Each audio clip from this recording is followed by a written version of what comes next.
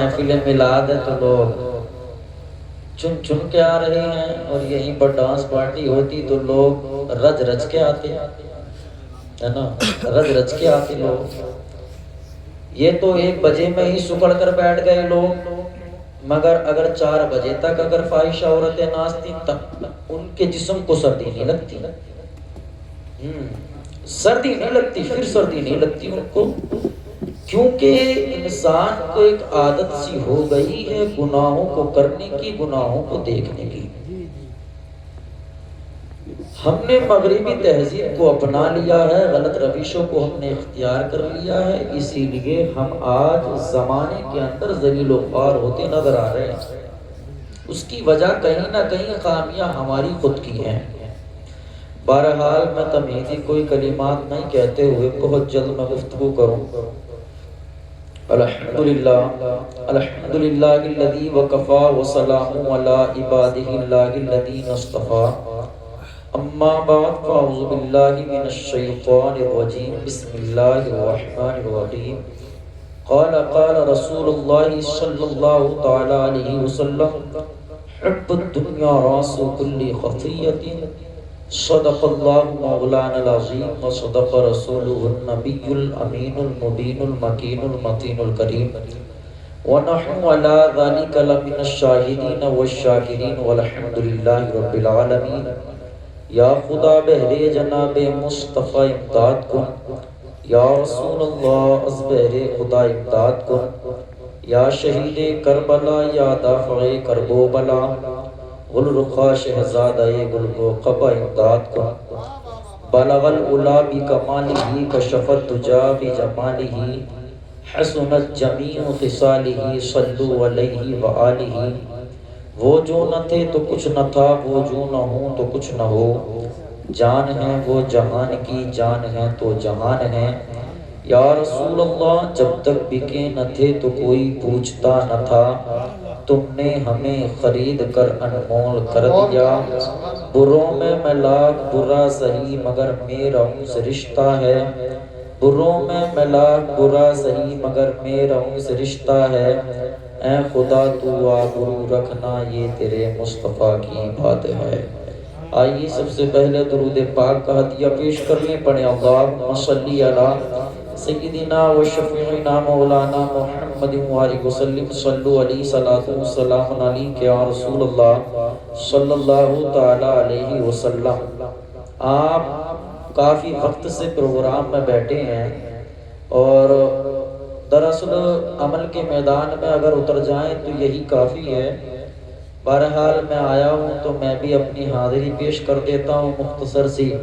اگر علماء محبت سے بول دیں گے تو میں تھوڑا سا مختصر سا بول دوں گا، ورنہ میں بالکل وما علینا الا البلاغ کہہ کے ہٹ جاؤں گا، کیونکہ میں اپنے علماء کی بڑی عزت کرتا ہوں، بڑا پیار کرتا ہوں اپنے علماء سے، اور انہی کا تو قدموں کی برکت ہے کہ آج ہم کہیں پر بھی جا کر بولتے ہیں۔ بہرحال میں شعر پڑھ دیتا ہوں، اگر اچھے لگے تو سبحان اللہ بول دینا، ورنہ خاموش بیٹھ جانا، آپ سے کوئی شکوہ بھی نہیں ہے۔ شاعر نے کہا کہ مختار کائنات سا داتا کوئی نہیں، یعنی رسول پاک کے جیسا کوئی نہیں، بن مانگے میرے آقا نے جھولی کو بھر دیا، منگتا جو آیا مانگنے سلطان کر دیا، خالی در حضور سے لوٹا کوئی نہیں، یعنی رسول پاک کے جیسا کوئی نہیں۔ اور انبیاء میں حبیب خدا کون ہے، آپ ہیں یا نبی دوسرا کون ہے، مانگتا اس لیے ہوں کہ مختار ہو، ورنہ محتاج سے مانگتا کون ہے۔ آپ آئے تو حق کا پتہ مل گیا، ورنہ کس کو پتا تھا کہ خدا کون ہے۔ عرش اعظم پہ پہنچے تو رب نے کہا، آ بھی جاؤ تمہیں روکتا کون ہے۔ اعلیٰ حضرت کہتے ہیں یا رسول اللہ، ان کی مہک نے دل کے غنچے کھلا دیے ہیں، جس راہ چل دیے ہیں کوچے بسا دیے ہیں۔ اور آپ کہتے ہیں کہ اللہ کیا جہنم اب بھی نہ سرد ہوگا، رو رو کے مصطفیٰ نے دریا بہا دیے ہیں۔ سبحان اللہ بولے مسکرا کر، اور مسکرا کر بولے سبحان اللہ۔ مسکرانے کی میں تمہیں بات بتا دوں، ادھر توجہ دیں، ادھر مت دیکھو۔ حدیث پاک ہے،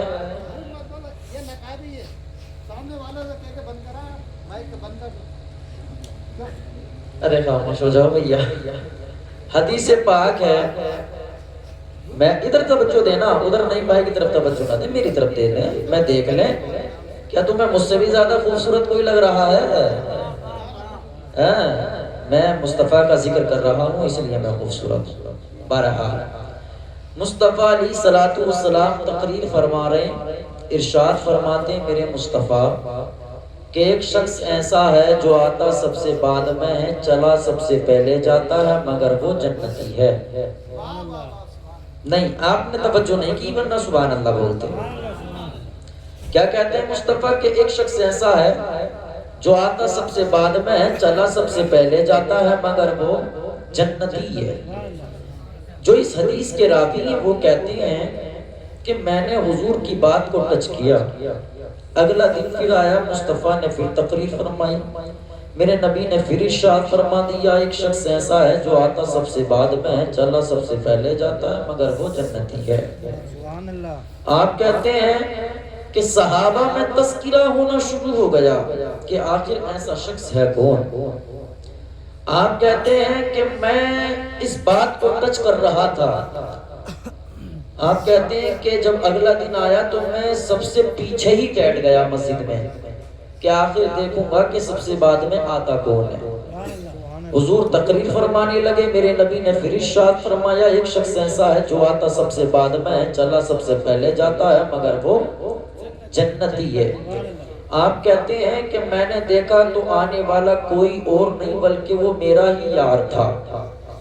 کہتے ہیں جب مصطفیٰ نے فرما دیا میں دیکھ رہا تھا آئے سب سے بعد میں، چلے سب سے پہلے گئے، تو میں بھی ان کے ساتھ ساتھ ہو گیا، ان کے ساتھ ساتھ چلنے لگا، ان کے مکان پر پہنچ گیا۔ اور جب میں وہاں پر پہنچا تو میں صبح سے لے کے شام تک میں نے ان کے ساتھ میں وقت گزارا، مگر مجھے کوئی ان کا عمل ایسا نظر نہیں آیا جو دوسرے صحابہ سے مختلف ہو، یعنی کہ دوسرے صحابہ سے ہٹ کر ہو۔ دوسرے صحابہ جو ذکر کر رہے ہیں وہ بھی وہی ذکر کر رہے ہیں۔ آپ کہتے ہیں میں حیرت میں پڑ گیا آخر کس وجہ سے مصطفیٰ نے انہیں جنتی قرار دیا ہے۔ آپ کہتے ہیں کہ جب شام کا وقت ہو گیا تو میں واپس آنے لگا، میں نے پوچھ ہی لیا کہ بھائی بتائیں تو صحیح مصطفیٰ نے آپ کو جنتی قرار کیوں دیا ہے، اس کی وجہ کیا ہے؟ تو وہ کہتے ہیں حضور نے حکمت کی وجہ سے کہہ دیا ہوگا، کوئی وجہ رہی ہوگی، میرے نبی نے ارشاد فرما دیا۔ کہتے ہیں کوئی تو وجہ ہوگی آپ کے اندر جس کی وجہ سے مصطفیٰ نے آپ کو جنتی قرار دیا ہے۔ تو وہ کہتے ہیں ہاں ایک میرے اندر یہ خاصہ تو ہے کہ میں جس مومن سے بھی ملتا ہوں تو مسکرا کر ملتا ہوں۔ سمجھے نہیں بات کو ورنہ تیز سے بولتے سبحان اللہ۔ کیا کہتے ہیں میں جس مومن سے بھی ملتا ہوں مسکرا کر ملتا ہوں۔ تو کہتے ہیں حدیث کے راوی کہ میں سمجھ گیا کہ مصطفیٰ نے انہیں مسکرانے کی وجہ سے جنتی قرار دیا ہے۔ اب مسکرا کر بولے سبحان اللہ، اور مسکرا کر بولے سبحان اللہ۔ اعلیٰ حضرت کہتے ہیں ان کی مہک نے دل کے غنچے کھلا دیے ہیں، جس راہ چل دیے ہیں کوچے بسا دیے ہیں۔ اللہ کیا جہنم اب بھی نہ سرد ہوگا، رو رو کے مصطفیٰ نے دریا بہا دیے ہیں۔ آپ کہتے ہیں کہ آنے دو یا ڈبو دو اب تو تمہاری جان، آنے دو یا ڈبو دو اب تو تمہاری جان۔ اب میں اس کی تھوڑی سی تشریح بیان کرنے کی کوشش کروں آپ کے سامنے۔ آج سے کچھ سال پہلے جب لوگ حج کرنے کے لیے جاتے تھے تو آسمان کے اڑنے والے جہاز سے نہیں جاتے تھے، پانی میں چلنے والے جہاز سے جاتے تھے۔ تو اس میں ہوتا یہ تھا کہ 6 مہینے بھی لگ جاتے تھے، ایک سال بھی لگ جاتا تھا، یعنی کہ وقت زیادہ لگتا تھا۔ اس کی وجہ کیا تھی؟ وجہ یہ تھی جب کشتی چلتی تھی پانی کا بہاؤ اگر تیز ہو گیا تو پانی کے بہاؤ سے کشتی رخ تبدیل کر دیتی تھی، اس لیے وقت زیادہ لگتا تھا۔ تو دانشوروں نے مشورہ کیا کہ ایسا انتظام کیا جائے کہ اگر پانی کی لہریں تیز ہوں تو اگر کشتی آگے نہ چلے تو کم سے کم کشتی پیچھے بھی نہ آئے، وقت تو برباد نہ ہو، ضائع نہ ہو۔ تو انہوں نے لنگروں کا انتظام کیا. لنگر ہندی کی چٹی کر کر میں بتاؤں آپ کو, بڑے بڑے پتھروں کا انتظام کیا گیا, اس کو کشتی کے چاروں طرف رکھ دیا جاتا تھا. وزن سے یعنی کہ جب پانی کا بہاؤ تیز ہو جاتا تھا تو اس کشتی کے چاروں طرف سے ان پتھروں کو, ان لنگروں کو چھوڑ دیا جاتا تھا. وزن کی وجہ سے کشتی رک جاتی تھی, وہیں پر ہلتی نہیں تھی. آپ اتنی بات سمجھ لیے ہو تو اب یہاں سے سمجھیں, حضور اعلیٰ حضرت عظیم البرکت مجدد دین و ملت الشاہ امام احمد رضا خان فاضل بریلوی آپ حج کرنے کے لیے چلے ہیں. جب آپ کشتی میں سوار ہوئے, جب آپ حج کرنے کے لیے چلے, کشتی چل رہی ہے, سمندر میں, بیچ سمندر میں کشتی پہنچ گئی. کیپٹن نے اعلان کر دیا, اے ملا سب کو اطلاع کر دی جائے, سب کو بتا دیا جائے کہ پانی کا بہاؤ تیز ہو چکا ہے. پانی یعنی کہ اس نے اپنا رخ تبدیل کر دیا ہے. سارے لوگ اپنی جگہ پکڑ لیں, یعنی کہ سارے لوگ اپنی اپنی جان کی حفاظت خود کریں. کشتی کبھی بھی پلٹ سکتی ہے, کشتی کبھی بھی جا سکتی ہے. ملا نے سب کو اطلاع کرنا شروع کیا, سب سے کہنا شروع کیا. وہی ملا جب کشتی کے ایک کونے میں آتا ہے تو کیا دیکھتا ہے, مصطفیٰ کا عاشق, مصطفیٰ کا دیوانہ, مصطفیٰ کا مستفانہ, مصطفیٰ کا یعنی کہ گنگانے والا امام عشق و محبت حضور اعلیٰ حضرت کشتی میں بیٹھے تھے. مصطفیٰ علیہ السلام کی نعت و منقبت پڑھ رہے تھے, مصطفیٰ پر نعت پڑھ رہے تھے. اللہ اکبر کبیرہ.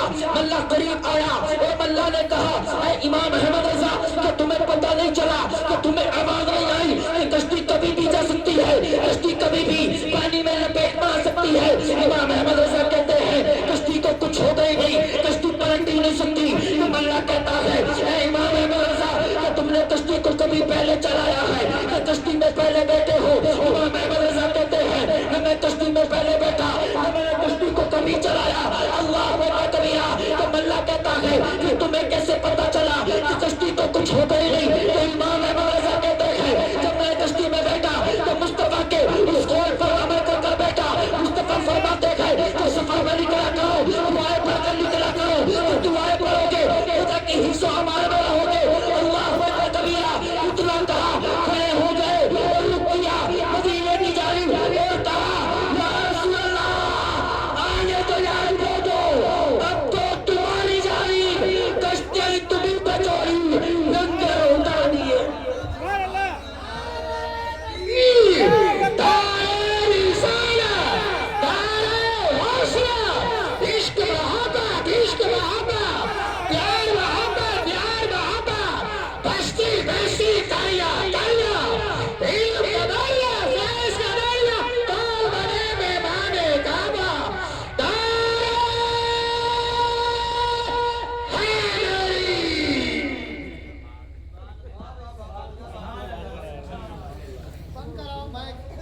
بولے سبحان اللہ. کیا کہتے ہیں, بالکل خاموش رہے. آنے دو یا ڈبو دو اب تو تمہاری جانب, کشتی تمہیں پہ چھوڑی لنگر اٹھا دیے ہیں. کہتے ہیں کہ ملک سخن کے شاہی تم کو رضا مسلم, جسم تو آ گئے ہیں سکے بٹھا دیے ہیں. اعلیٰ حضرت کہتے ہیں یا رسول اللہ, یا حبیب اللہ, سرور کہوں کہ مالک و مولا کہوں تجھے, باغ خلیل کا غل زیبا کہوں تجھے, لیکن رضا نے ختم سخن اس پہ کر دیا, خالق کا بندہ خلق کا آقا کہوں تجھے. میں امام عشق و محبت کی بات کر رہا ہوں, حضور اعلیٰ حضرت کی بات کر رہا ہوں. اللہ نے ایسا علم کا مادہ آپ کو دیا. میں ادھر نہیں آنا چاہ رہا ہوں کیونکہ وقت اتنا نہیں ہے نا, اتنا وقت نہیں ہے. رات بوڑھی ہو چکی ہے, رات پہ بڑھاپا آ گیا ہے, اور جوان آدمی کو بوڑھی رات دے دی تو کیسے ماحول بنے گا. اور آپ سن لیں گے مگر ہمارے علماء کو نماز فجر بھی پڑھانی ہے, تم تو 11 بجے اٹھنا. مگر میں یہ کہہ رہا ہوں میں بھی یہیں پہ سوؤں گا, نہ پورے گھروں کو جگا دیا تو بات بیکار ہے فجر کی نماز میں. ہاں کہہ تو رہے ہو 4 بجے تک سن لیں گے, مگر ضروری یہ ہے کہ میدان عمل میں بڑے کمزور ہیں ہم لوگ, ہے نا, میدان عمل میں بہت کمزور ہے. ہمارا حال ایسا ہے کہ ایک پروفیسر صاحب نے کہا، بچے بیٹھے تھے، ان سے کہا کہ بچوں بتاؤ ایک درخت پر 4 چڑیاں بیٹھی ہیں، کتنی؟ 4 چڑیاں بیٹھی ہیں، 3 نے اڑنے کا ارادہ کر لیا، بتاؤ کتنی بچی؟ تو بچوں نے کہا کہ 1 بچی۔ تو ایک بچہ کہتا ہے نہیں پروفیسر صاحب 4 ہی بچی ہیں۔ کہا وہ کیسے؟ کہا 3 نے اڑنے کا کیول ارادہ کیا تھا، اڑی نہیں ہے۔ اس تم حکایت سے کچھ سمجھے نہیں، یعنی کہ ہم میدان عمل میں بڑے کمزور ہیں۔ ہم کہتے ہیں نماز پڑھیں گے مگر ہم پڑھتے، ذرا بولے نا، ہم پڑھتے نہیں ہیں۔ ہم کہتے ہیں علماء کی عزت کریں گے مگر کرتے نہیں ہیں۔ ہم کہتے ہیں یعنی کہ ذکر و اذکار کریں گے مگر کرتے نہیں ہیں۔ میدان عمل میں کمزور ہیں۔ جس دن ہم میدان عمل میں مضبوط ہو گئے تو یاد رکھنا زمانے کی کوئی طاقت ایسی نہیں ہے کہ تمہیں گرا سکتی ہو۔ آج تم نے دیکھا نہیں سوشل میڈیا کا دور ہے، تم نے دیکھا نہیں بہار کا مکھیہ منتری نے ایک بچی کے یعنی کہ نقاب کو کھینچا۔ کیا پتا چلا اس سے کہ ہم میدان عمل میں بڑے کمزور ہیں۔ ہمارے دل پر کوئی بات ہی نہیں لگتی، ہمارے دل پر کوئی بات ہی اثر نہیں کرتی۔ ہماری بچوں کے پردوں کو کھینچا جاتا ہے، ہم کچھ کہتے ہی نہیں ہیں۔ ہماری بیٹیوں کی عزتوں پر ڈاکہ ڈالا جاتا ہے، ہماری زبانیں کھلتی ہی نہیں ہے، یعنی کہ ہمارے علماء کو سرے عام یعنی کہ بے عزت کیا جاتا ہے، ہم کچھ کہتے ہی نہیں ہیں۔ یاد رکھے جس دن میدان عمل میں مضبوط ہو گئے اللہ تمہیں عزتوں کے تاج پہنا دے گا، اللہ عزتوں کے تاج پہنا دے گا، اللہ تمہیں اونچے مقام دے دے گا۔ نبی فرماتے ہیں حب الدنیا راس کل خطیۃ، دنیا کی محبت تو ہر برائی کی جڑ ہے۔ کیا فرماتے ہیں محبوب؟ دنیا کی محبت تو ہر برائی کی جڑ ہے، اور ہم اسی محبت میں لگے بیٹھے ہیں، اسی محبت میں پڑ گئے ہم۔ بہرحال مجھے بولتے ہوئے 35 پر بیٹھا تھا، 55 ہو گئے ہیں اور میں ختم کرنے والا ہوں انشاءاللہ تعالی۔ یاد رکھیں میں اپنی گفتگو کو سمیٹوں، یہ شادی کے تعلق سے محفل کو سجایا گیا ہے۔ اللہ کی بارگاہ میں دعا گو پروردگار عالم رئیس بھائی اور ان کے جتنے بھی بیٹے یا عزیز و اقارب ہیں تمام کو ان کو اجر عظیم عطا فرمائے۔ اچھی بات ہے آپ نے محفل سجائی ہے اور سجانی بھی چاہیے۔ آج 4 مہینے نہیں ہوتے ہیں شادی کو، امام صاحب کے پاس پہنچ جاتے ہیں، امام صاحب بیوی قبضے میں نہیں آ رہی ہے۔ ہاں صحیح کہہ رہے ہیں کہ ماں باپ کا کہنا نہیں مان رہی ہے۔ 5 مہینے کے بعد میں باپ پہنچ جائے گا کہ بیٹا تو ہاتھ سے نکل گیا، بیوی کی چڑھائی مار گیا، اب نہیں ماننی ہے کوئی بھی بات۔ تو اس کی وجہ یہ بھی تو ہے کہیں نہ کہیں کیونکہ سارے شادی کی ابتدا ہی خرافاتی کام سے کی ہے ہم نے، شادی کی ابتدا ہی خرافات سے کی، شیطان کو راضی کیا ہے ہم نے۔ اگر مصطفیٰ کی میلاد منائی ہوتی ہم نے تو ہمارے گھروں میں اللہ برکتیں پیدا فرما دیتا۔ مگر آج دیکھیں تو صحیح 100% میں 10% بھی لوگ ایسے نہیں ہیں جو شادیوں میں محفلیں میلاد سجاتے ہوں، اگر سجا لیں تو لوگ ناکام کرا دیتے ہیں، آنا نہیں چاہتے یار۔ شادیوں کی محفل ہو یا اور کوئی تقریب ہو، ان محفلوں میں یعنی کہ ان تقاریب میں اگر محفلیں سجا لی جائیں تو لوگ آنا پسند نہیں کر رہے ہیں۔ کیا پوری براٹا میں اتنی لوگ ہیں؟ چلو پوری براٹا تو بہت لمبا کہ اس محلے میں اتنی لوگ ہیں، صبح کو دیکھ لیں گے شادی میں کھانے کے لیے تو سب پہنچ جائیں گے، اور دوپہر میں بھی خوب کھایا، خوب اڑد چاول کھائیں۔ تو اڑد چاول کھانے کے لیے تمہاری یعنی کہ رشتہ داری بھی بن گئی، دوستی بھی بن گئی، پڑوس بھی یعنی کہ آ گیا، تو اس کا حق ادا کون کرے گا یہ تو بتا دو مجھے۔ مصطفیٰ کا دامن نہیں چھوڑیں گے، مصطفیٰ کے دیوانے ہیں، تم کاہے کے دیوانے ہو، کاہے کا دامن پکڑے ہوئے ہو، تم نے ابھی پکڑا ہی کہاں ہے۔ یاد رکھیں جس دن تم نے مصطفیٰ کی دامن کو پکڑ لیا، جس دن تم نے مصطفیٰ کی شریعت پہ عمل کر لیا، تو یاد رکھنا زمانے کے اندر تمہیں عزتوں پہ تاج اللہ پہنائے گا، تمہیں کوئی رسوا نہیں کر سکتا ہے، کیونکہ اللہ فرماتا ہے وَتُعِزُّ مَن تَشَاءُ وَتُذِلُّ مَن تَشَاءُ، ہم جسے چاہتے ہیں اسے عزت دیتے ہیں، اور جسے چاہتے ہیں اسے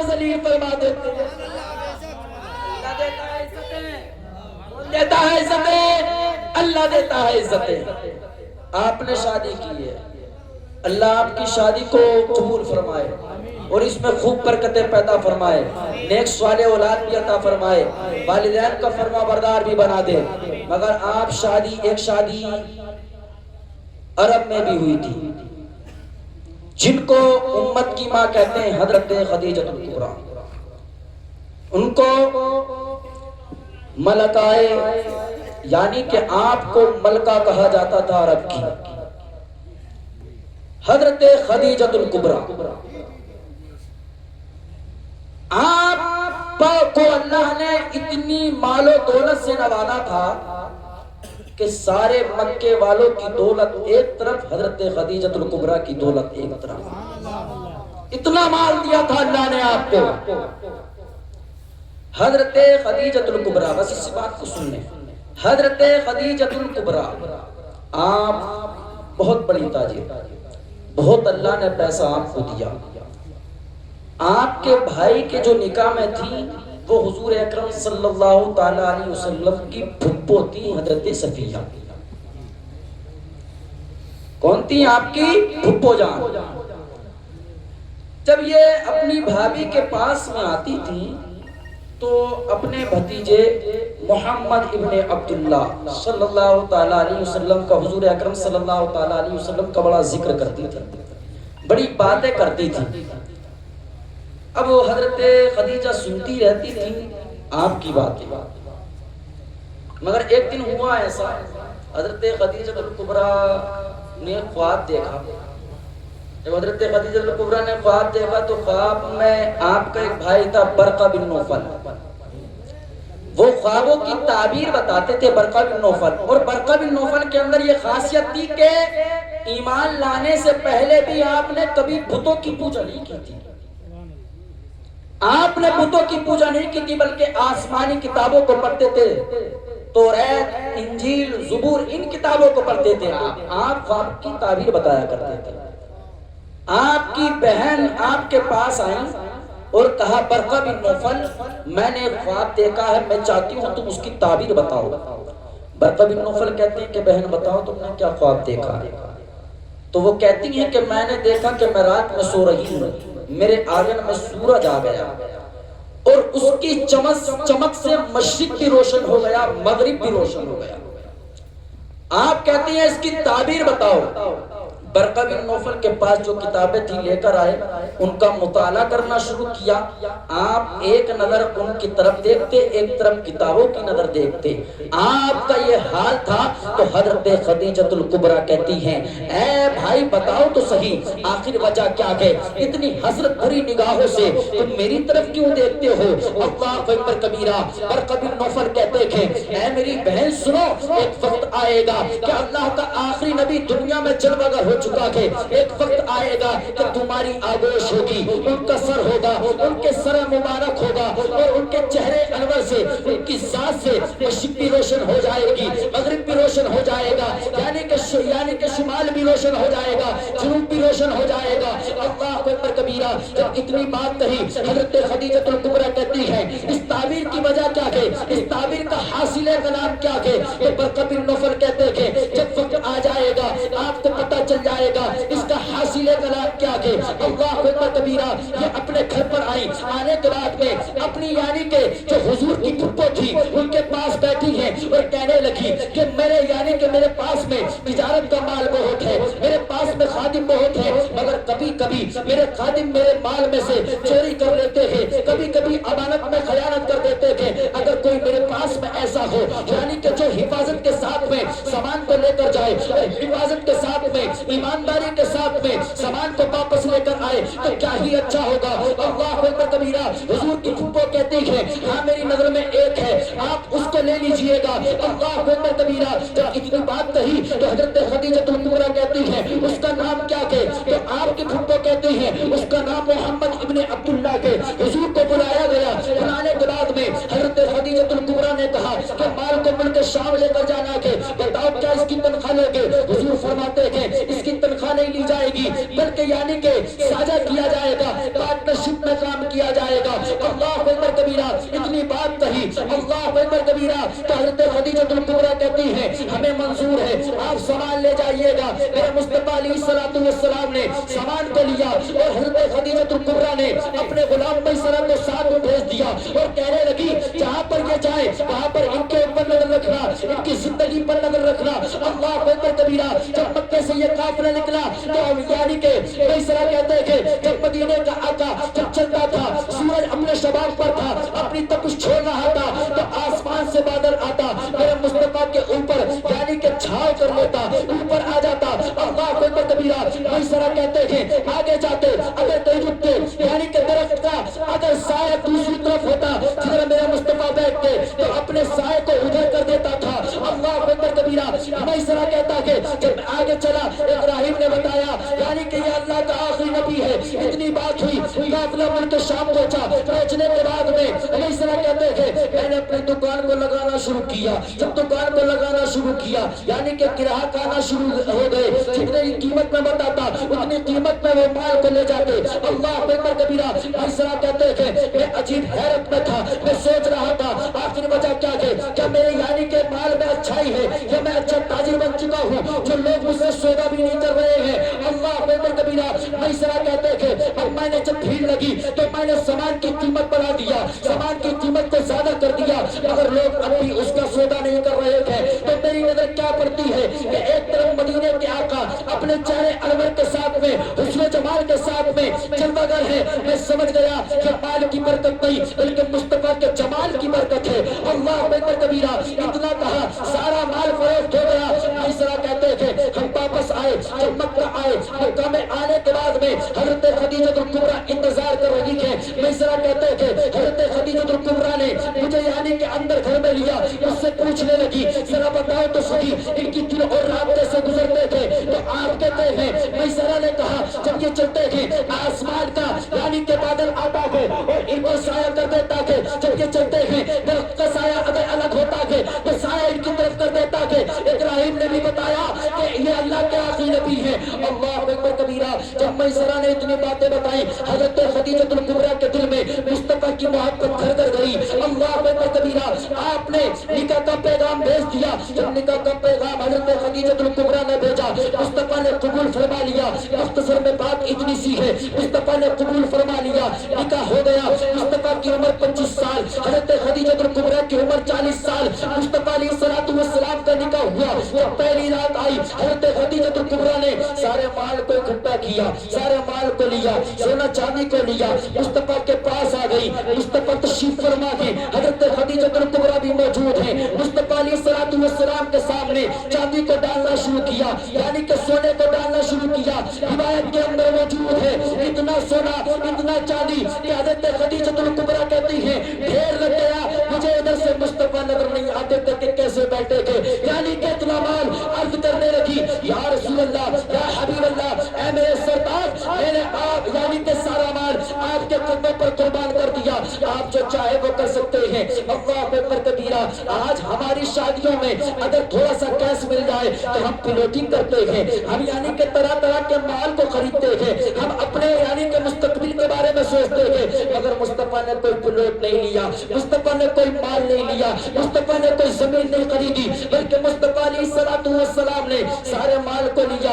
اسی رات کے اندر میرے مصطفیٰ چل دیے یعنی کہ مکہ المکرمہ میں جتنے غریب ہیں جتنے مسکین ہیں سب کو تقسیم کرنا شروع کر دیا، یہاں تک کہ آپ نے سارے مال کو تقسیم کر دیا تو بریلی کا امام کہتا ہے کون دیتا ہے دینے کو منہ چاہیے، دینے والا ہے سچا۔